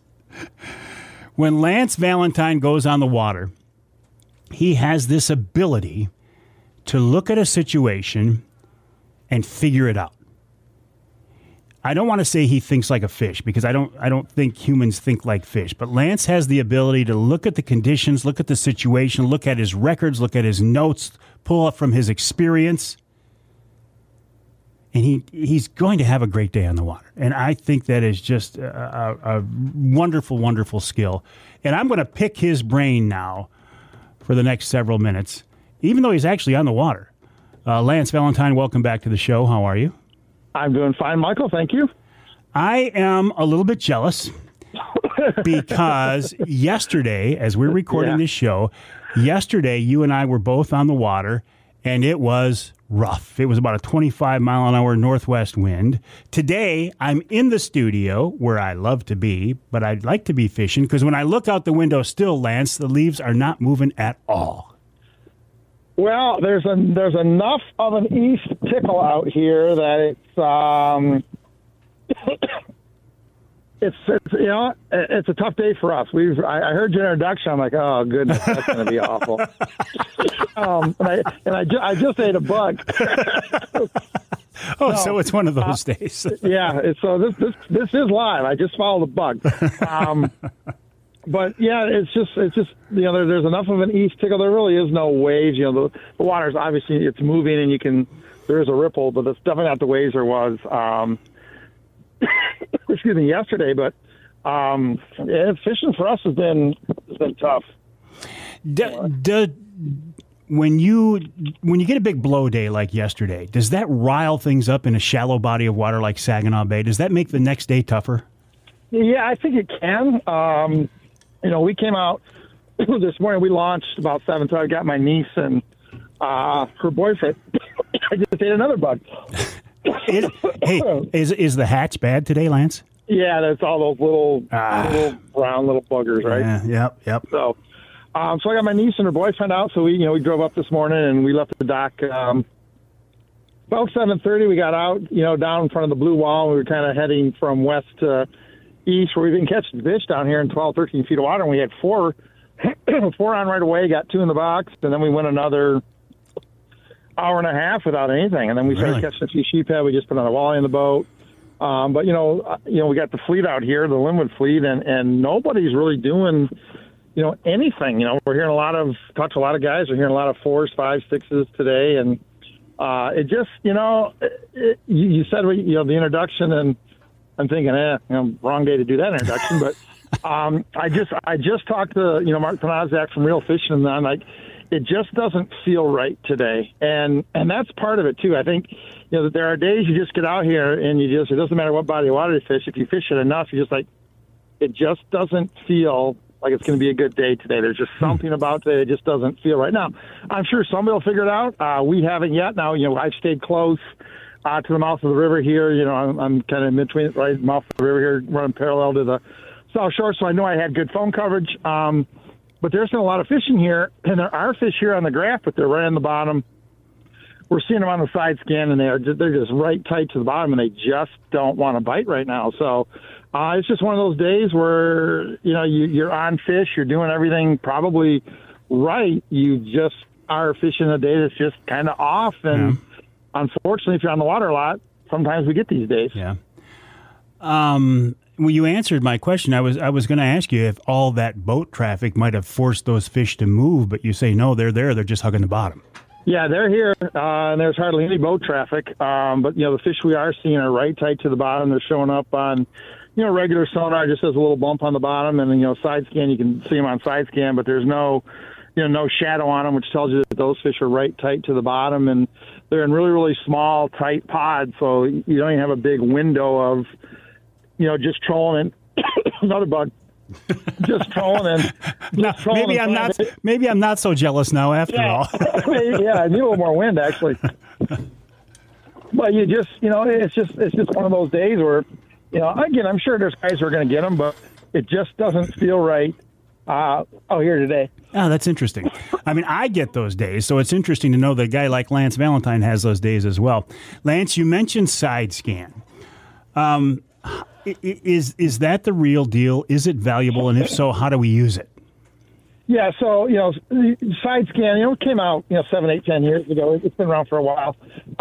Absolutely, it's a real deal. It does a couple things. Number one, obviously, when you're trolling, we run our outside board. We got a full spread. Our outside board is 225, 250 feet away from the side of the boat. Well, your regular sonar, we're fishing in 14 feet of water right now. So your regular sonar is only picking up a cone that's about 5 feet in diameter. So you have no chance of seeing if there's any fish out, where you're trolling. Side scan allows you to see, 100 feet to the side and actually see that there are fish out there. They're on the bottom or they're off the bottom. Maybe one side of the boat has fish and the other side of the boat doesn't. It's a huge tool if people know how to use it right. If they learn how to use it right, it can be a great tool. The other thing that I like it for, another week or two, like you, I like to fish really skinny water. And there's a lot of folks who get into the shallow water, 5, 6, 8 feet of water, especially in the weed beds, and they make a pass or two in the morning and they leave. And believe it or not, those fish in the weeds aren't really early morning biters. I prefer to catch them, after 9 o'clock, right? They get a little more active. What you can do with the side scans, you can go through that weed bed. You control the outside of that weed bed. Even though you're not getting any bites, you can actually see the fish inside the weeds.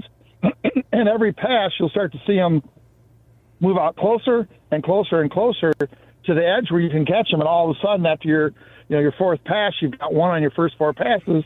Fifth pass, you see them move out, and all of a sudden, you're catching a bunch of fish. So it gives you an idea that there are fish where you're fishing. It gives you an idea that there aren't fish where you're fishing. It's a great tool to use that really, again, we're looking at 100 feet both sides. So we're looking at 200-foot swaths of the water column. We can tell what's there, what's not there, and if we're fishing in the right spot or not. But fish aren't going to show up as an arc like they do on a nice sonar. No, it's a much narrower beam, much higher frequency. So imagine you took a piece of paper, a piece of gray paper, laid it on your table, and you took 5 or 6 grains of rice and threw it on that paper. That's what fish are going to look like. So they're going to look like They're going to look just like white grains of rice on your screen. That's all they're going to look like. Because again, a regular sonar, we're looking at about a 20 to 40 degree cone, depending on what frequency we're using. Side scan sonar, easy for me to say, we're looking at about 1.5 degrees. So it's a very, very narrow cone. Okay. So those fish don't stay in there very long, and we don't get the same return. We don't get the function of the math in a cone that creates the arch where fish is further away when it hits the outside of the cone, closer to the cone in the middle, or closer to the transducer, middle of the cone, and further away again where we get that arch. We don't get that with side scan because the fish aren't in the cone long enough. So we get just these little white grains of rice is what they look like. So what does a rock look like? So a rock looks like the same thing. Now, obviously, a rock is going to have a little different shape to it. Rocks can be round, they can be square, they can be whatever they look like. The biggest thing with side scan is to determine the shadow. So imagine the side scan transducer is the sun, and the bottom of the lake is the earth. So anything that's between the sun and the earth does what? It casts a shadow, right? So if I've got a rock over to the side of the boat, my beam can't go through that rock, so it creates a dead spot or creates a shadow. If that shadow actually meets the white part that's actually the object, then that object is attached to the bottom. It's a rock, it's woods, it's wood, it's weeds, it's something that's on the bottom. Fish, even when they are on the bottom, if they're right on the bottom, they're not going to cast a shadow. Now, as they move off the bottom, that shadow is on the bottom because the fish is between the transducer and the bottom of the lake. But they're going to be separated. And the further that separation is, the further the fish is off the bottom. Hang tight. We got to take a break here in the Outdoor Magazine show. Get a drink of water, too, Lance. Get a drink of water. We're talking with Lance Valentine of Teachin Fishin, teachinfishin.com. He's on the water right now. He's on Saginaw Bay. When we come back, I want to talk more about sonar, side scan, GPS, all the cool electronic toys we have. That's coming up after the break right here on Outdoor Magazine.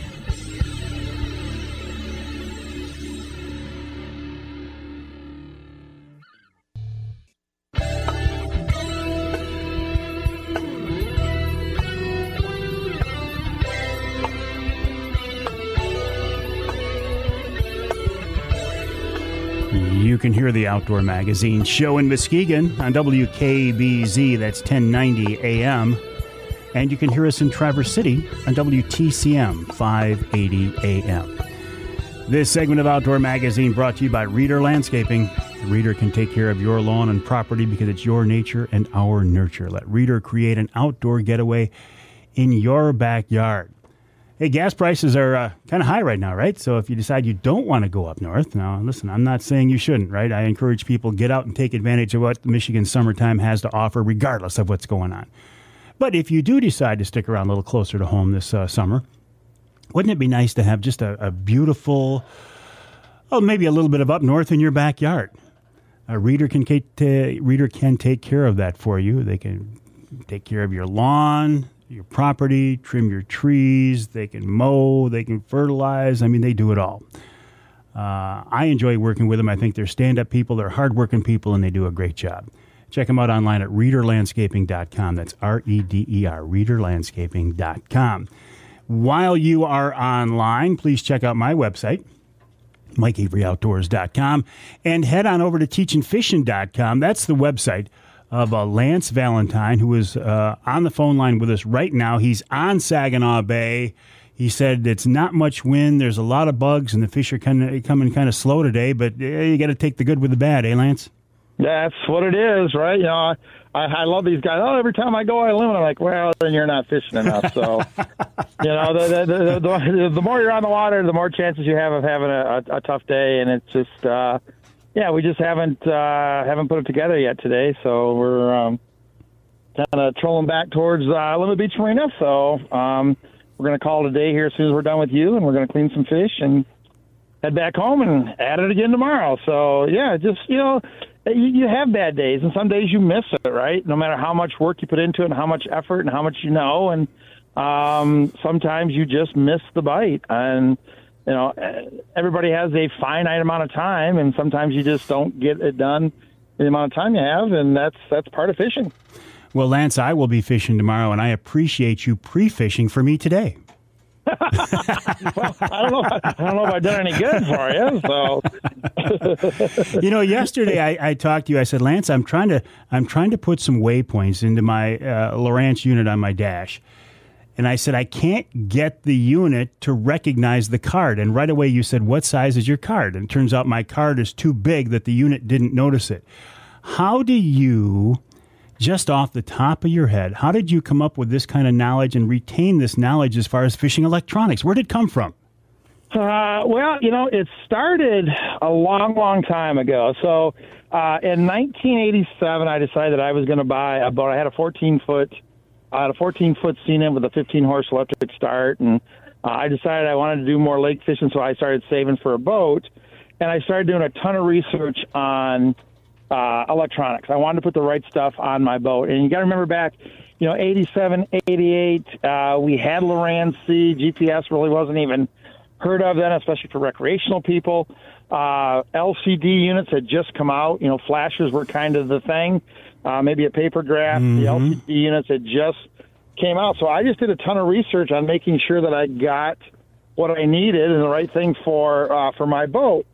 Then once I did that, it turned into a lot of people asking me questions. So then it just turned into doing some seminars on basically on sonar. And that just kind of started this whole, you know, at the time, Walleye 101, now Teachin Fishin, that started this whole thing rolling. So it was research for me to get the right thing when I bought a boat. And it just turned into knowledge that people needed, because very few people really understand how sonar actually works and what to do with it. And it turned into, actually the gig we're doing now, it was all created from that, year and a half of research, making sure we got the right thing on the boat we were going to buy. I look at my Angler Quest and that unit on the dash. I know that I'm not beginning to use a small percentage of the capability of that unit, but I suspect I'm not alone. I bet a lot of the anglers out there are in the same boat, no pun intended. Yeah, I would say that most anglers use probably 10 to 15% of what their units can actually do. They're not even scratching the surface on what these units can do, especially nowadays, right? Great example. How many guys just save a waypoint, and waypoint number 100 looks exactly like the last, the 100 before it. And, we're out here today, and I'm kind of, trying to put some things together, and, all my waypoints are different numbers, are different symbols, different colors, and then different numbers based on time of year, based on water temperature, based on if I want to tell myself some notes about that day. So when I look at my GPS and I know it's, X amount of temperature and the water is this and the wind's been blowing from here, I can kind of go and go, okay, that was the year or that was the day or whatever the situation may be. That was the year that we had a day just like that in 2015. And in 2015, I go back to my notes. I was using red dollar symbols for my sign. So I started looking for all of my red dollar symbols because the conditions today are exactly like they were 4, 5, 6 years ago. And I know what waypoints I used that year.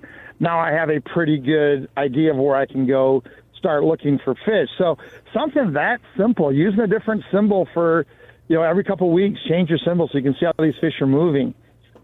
Keep one symbol on your GPS for big fish. So, big fish are relative to the body of water you're fishing, but you don't want to just make a big fish look exactly like an 18-incher. It should look different so you can kind of get a pattern of where your big fish are doing. Using your sonar. Don't run it on auto. Get it set up properly. Get it so you can actually see fish off to the side of your cone, and you can see fish when you're running at high speeds. Just really digging into the unit and really doing what it does. Now, saying all that, here's the problem.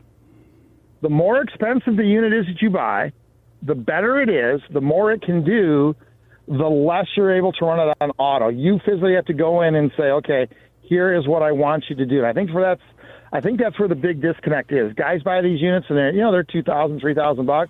They plug them in, turn them on, and go, I'm not seeing anything. Well, absolutely you're not seeing anything because you haven't told the unit yet what you want to see, how you want it to work, and what you want it to do. So the more expensive it is, the more you have to physically tell it what to do because it can do so much. You have to tell it actually how you want it to work. What do you mean by that? Your settings? Your settings, right? Making sure, the first thing is making sure that your sonar unit knows what transducer you're using. Lowrance units, there's about 71 different transducers, and each one talks a little bit different language. So you have to physically go into your machine and say, hey, this is the transducer I'm using. So the unit knows what kind of language to listen for. If you don't do that, you're going to have you're going to have a average unit at best, even if you spend, $3,000 on a 12-inch screen. That's number one. Number two is telling it what kind of water you're fishing in, right? I'm fishing in shallow water, and you should run shallow water mode. And if you're fishing anything less than 60, 80 feet, you should be in shallow water mode. That sets some auto parameters, auto sensitivity, auto color line.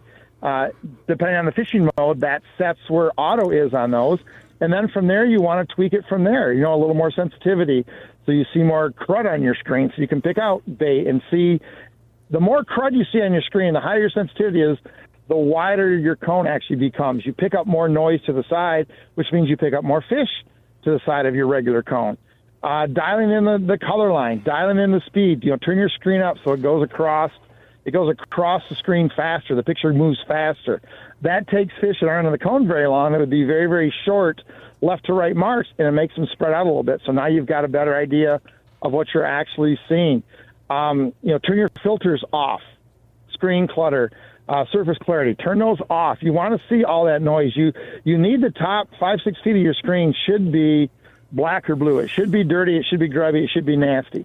If you're seeing that, you're getting all that noise, that means you've got enough signal going down to mark fish on the edge of your cone, to mark fish close to the bottom, to see small bait fish, to see the things you actually want to see. So it's a process of going through the settings and really telling the machine how accurate and how detailed you want it to be for how you're fishing.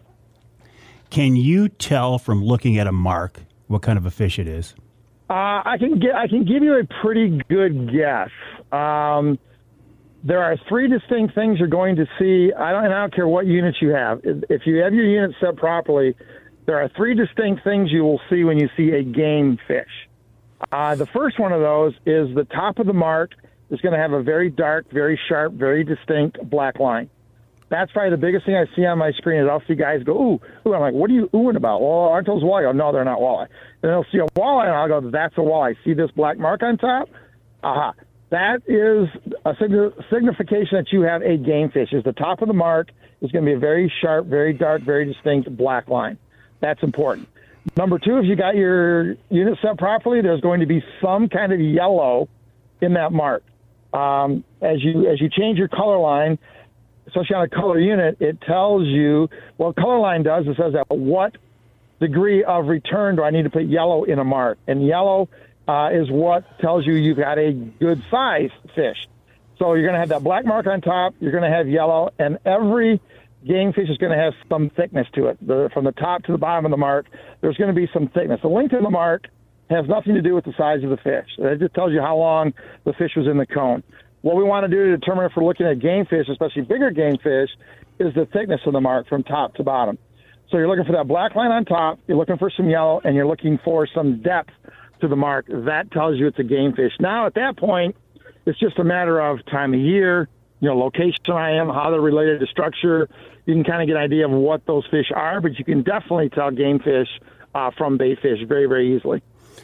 It is...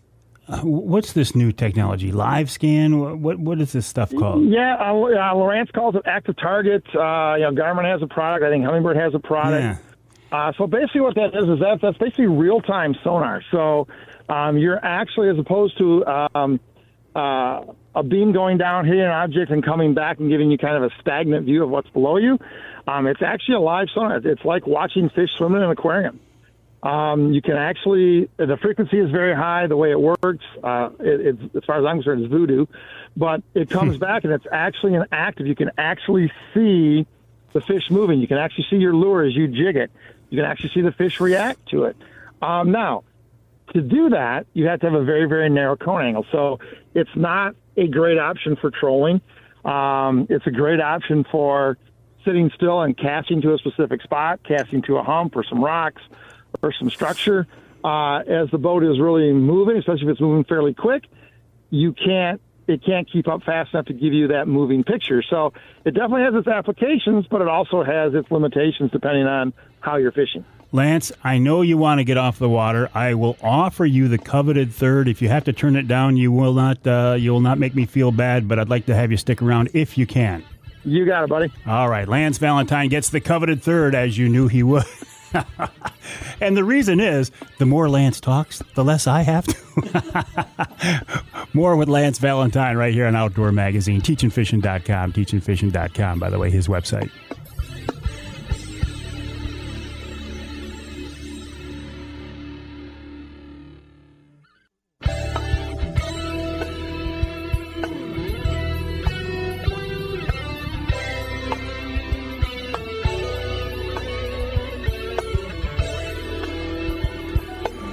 Welcome back to Outdoor Magazine. My name is Mike Avery. So glad to have you along with us.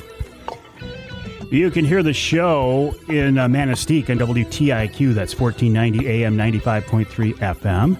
You can hear us in Escanaba, the Riviera of the North, on WCHT 600 AM, 95.3 FM. You can hear us in Tawas. I got a little bit behind my stations. Tawas and WIOS AM and FM, 1480 AM, 106.9 FM. And in Saginaw, WSGW 790 AM 100.5 FM. I am in the studios of WSGW right now. Here with Charlie Rue, doing a great job as always. Crowds are out there waving him on. Charlie. This segment of Outdoor Magazine is brought to you by Brenton USA Hunting Rifles. High-quality AR-style hunting rifles designed to change the way you look at ARs. Highly accurate, dependable, made in Lansing, just down the road from the governor's office. Check him out online at BrentonUSA.com. That's BrentonUSA.com. We're talking now with Lance Valentine of Teachin Fishin. He's on the water of Saginaw Bay right now. Lance, you and I often talk about sonar and side scan. Let's talk about GPS for a minute. Are there any adjustments you can make on your GPS, or can we run that right out of the box? So you can run that right out of the box, but again, a little bit of tweaking makes it a little better. There's really nothing you can do for accuracy other than make sure your antenna has a good view of the sky. If you're in a hardtop boat, you may want to add an external antenna on top. Get a good look at the sky for accuracy. But there's a few little features on there that I really like to run. I run my unit in what's called heading up, which means no matter which direction I'm moving, I'm always moving to the top of the screen. Default is north up, and I can't figure that out because if I'm trolling south, drives me crazy. I'm trolling to the bottom of the screen. I'm a very visual person, so if I'm trolling south and I see a waypoint to my left, I turn to the left. I really should have turned to the right, and so I first thing I do is I always put my GPS on what's called heading up. So no matter which way I'm moving.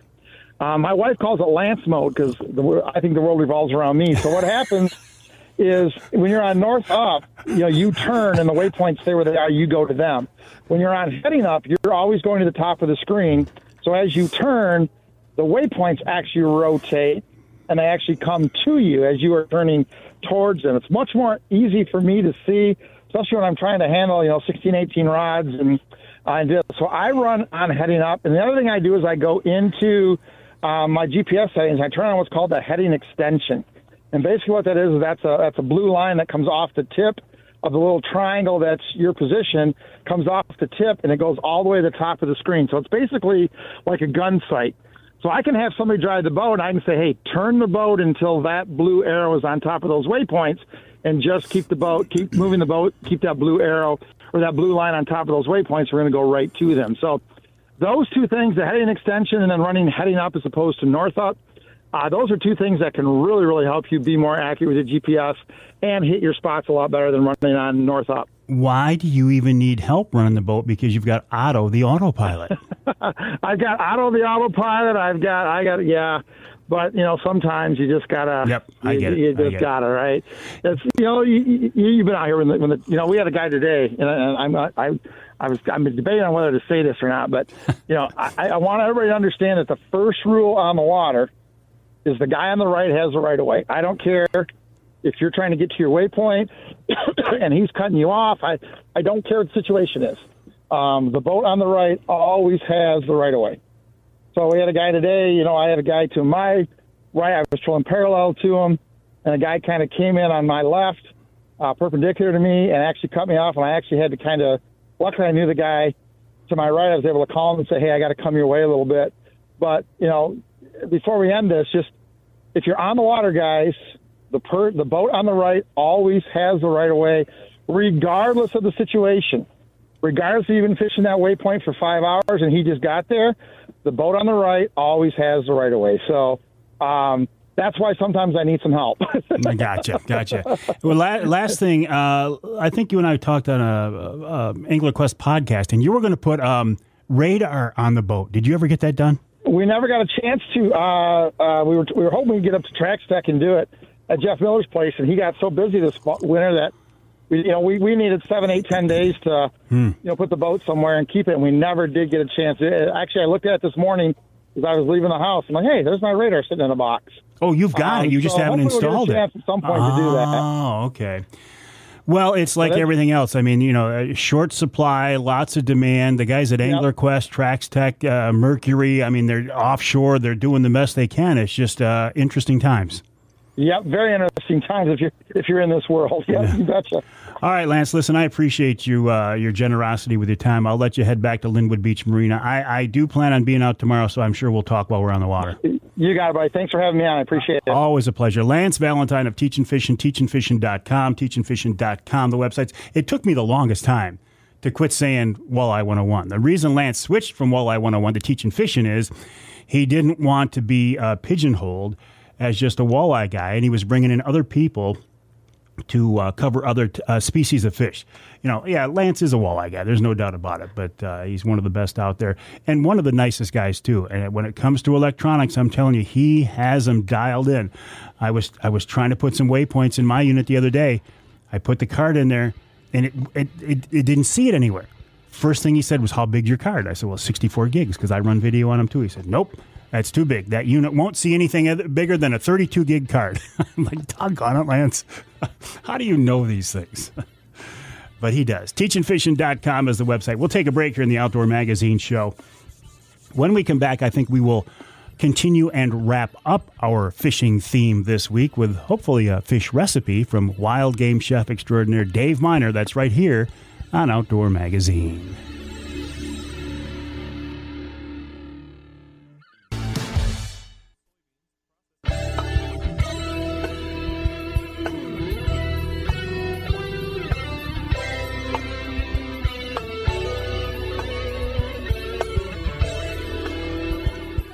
Welcome back to Outdoor Magazine. My name's Mike Avery, also known as The Big Guy. So glad to have you along with us. And you know by now we wrap up each week's show with wild game chef extraordinaire Dave Minar. So we go from one great guy, Lance Valentine, to another great guy, wild game chef Dave Minar. David, welcome back. How you doing, buddy? Very good. A good friend of ours, Chuck LaShawn, told me to tell you hi. He was into eating tonight. Oh, okay. Yeah, excellent. Yeah, I ran into him. Well, actually, last time I saw him was at our Trinity dinner. Oh, okay. Yeah, that's right. He bought one of the gift certificates that we donated for your church. Oh, and that's what he was there taking care of. No. He came already a long time ago. Oh. He came. You know, I really enjoy talking to him. He's one heck of a cool guy. Well, and the regular customers, you like those people. Yeah, I take care of them real good. Plus everybody else. I know you do, David. Hey, listen, we've got a fishing theme going on the show this week. Can you keep that theme going? Let's roll right to the end. We got a tropical walleye Birch run style. I don't believe anybody else is doing this because it's my recipe, unless one of my cooks in the past has gone to another job, but we'll see.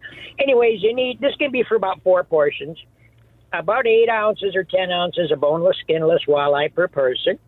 Try to make them, if you're using the part near the front, you know, the head part that's thicker, or if you're going to use the back part by the tail that's thinner. So try to, even it out.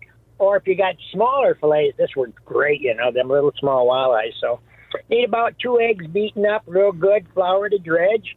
And you can buy tropical schnapps, Key Largo or some of them other tropical ones. They all have that just distinct, like Caribbean kind of a flavor to them. And you can get them in pints or half pints a lot of times too. Couple ounces. If you're going to make your own fish stock, boil them real good, put them through a hair fine sieve, and then the bones, that is, and then thicken it up with a little cornstarch. Or you can just use a little bit of chicken gravy. It's up to you. Maybe 1 can of chicken gravy. You need a package of sliced blanched almonds. The kind without the skin is a little better in my opinion, but you can buy them both ways. You need about 2 to 3 ounces of shredded coconut, and whatever kind of fruit you like that's canned or frozen or fresh, you could use pineapple, pear, raspberries, blueberries, strawberries, whatever you feel like your family or the diners are going to enjoy. You need a pretty small onion diced up fine. You don't want to overpower the sweetness of this with onion.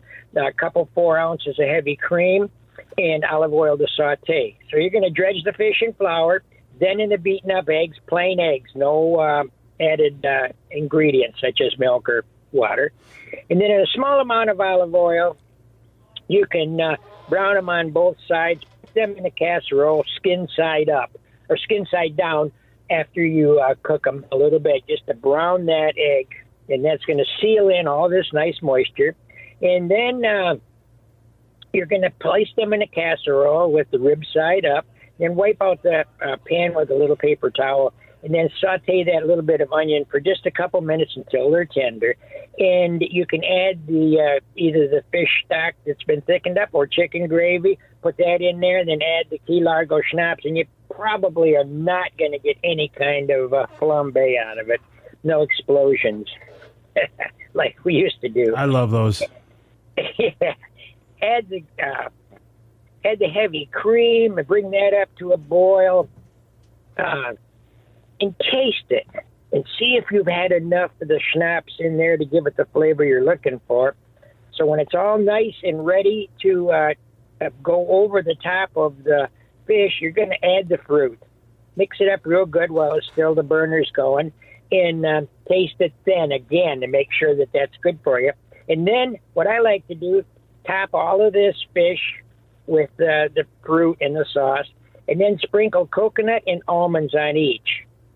And so what I do is we put it in the oven real hot, maybe 400 or better, and it's going to brown real quick. And by the time that gets brown, that coconut and the almonds get a little toasty, the fish will be definitely done. Or if you're only going to do, say, 2 of these, you might want to push that in the broiler real quick and keep an eye on it fast, because that coconut's got a lot of sugar and it burns real quick.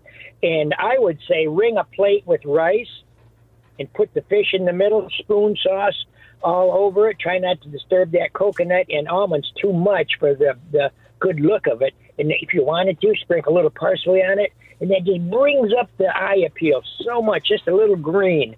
And it's a killer dish, and I don't think anybody else is doing it other than us. Nope, that is yours, man. You own that one. Yes, you got it. Don't anybody infringe upon That's my recipe. right. No infringement here. David, what are the hours at the restaurant, Oscar and Joey's? Well, Thursday through Sunday, we're open in the evenings, 4 o'clock. Sunday, we open at 1.